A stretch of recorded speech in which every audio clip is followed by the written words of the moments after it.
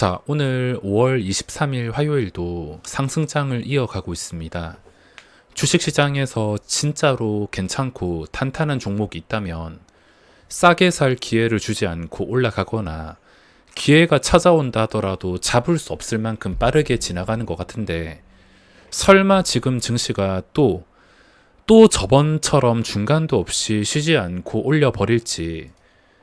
증시의 움직임에 중간이라는 게 없습니다.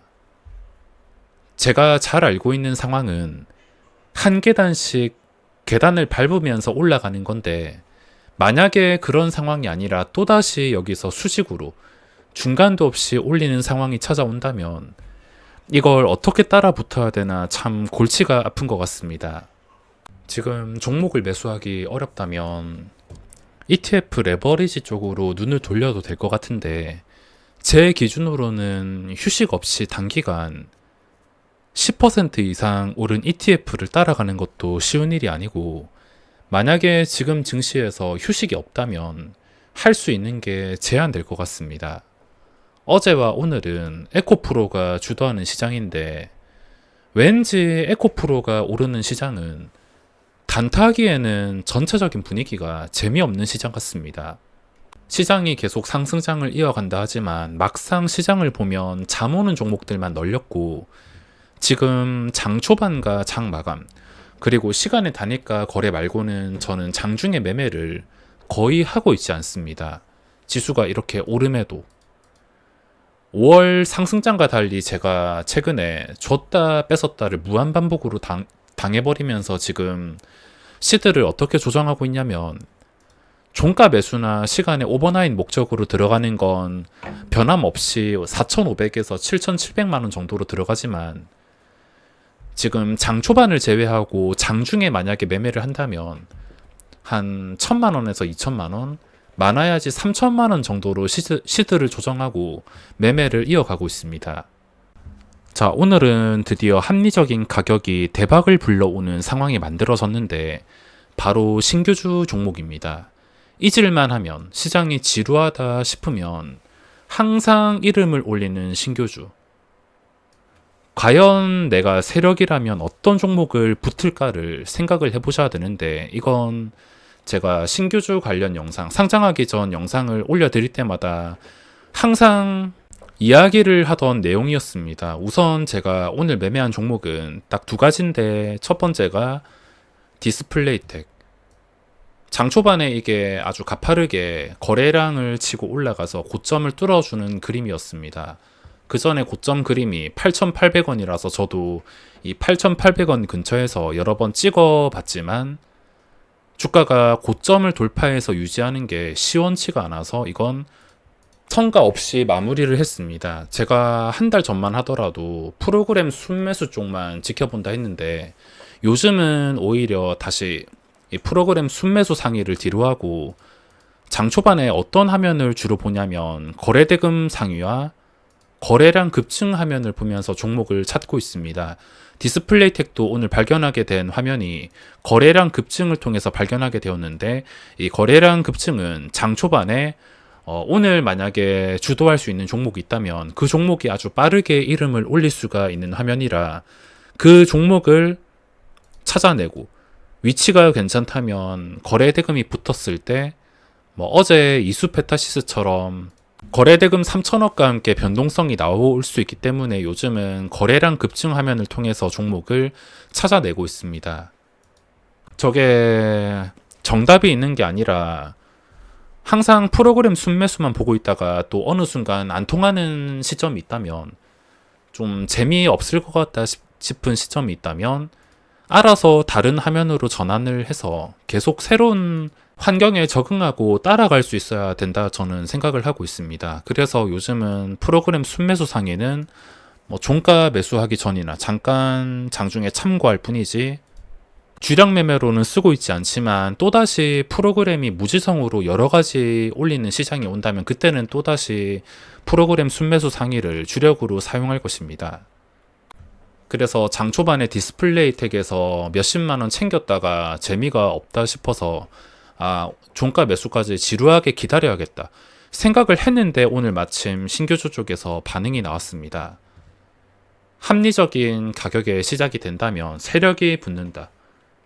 이 말은 신규주에서 공식과 다를 게 없는데 이때까지 대박이 났던 대표적인 종목들, 삼성바이오로직스 공모가 하단에서 시작, 박셀바이오 공모가에서 하한가에서 출발, 그런 종목들이 몇 배씩 오르고 지금 상장한 종목들을 보면 오늘 CU박스가 상한가를 갔는데 제가 오늘 CU박스에서 매매를 했습니다.